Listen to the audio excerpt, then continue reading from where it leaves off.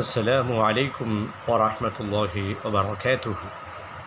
உங்கள் அனைவரின் மீதும் ஏக இறைவனின் அன்பும் அருளும் என்றும் நிலவட்டுமாக. ஒரு முக்கிய சிந்தனையோடு சில மணித்துளிகள்.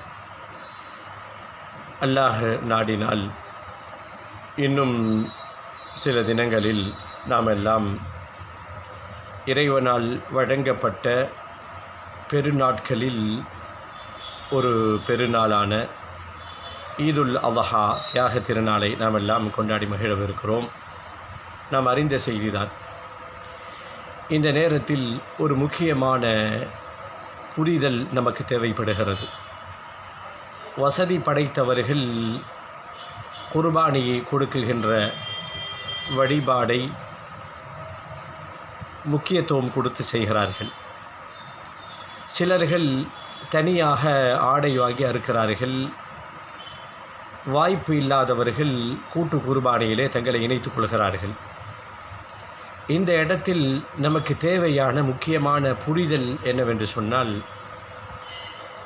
இந்த தனியாக ஆடு கொடுப்பவர்கள் இந்த கூட்டு குர்பானியிலே சேர்ந்து குர்பானி கடமையை நிறைவேற்றுபவர்களை ஒரு தாழ்வாக பார்க்குகின்ற பேசுகின்ற மனோநிலை முஸ்லீம் சமூகத்திலே இருக்கிறது.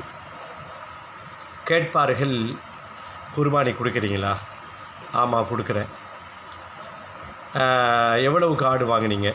இல்லை, நான் கூட்டு குர்பானியாக சேர்ந்து இருக்கிறேன், ஒரு ஷேர் இவ்வளவு அப்படின்னு சொன்னால், அதை கேட்டுவிட்டு அவங்களுடைய ரியாக்ஷன் எப்படி இருக்கும் என்று சொன்னால், கூட்டு குர்பானியா?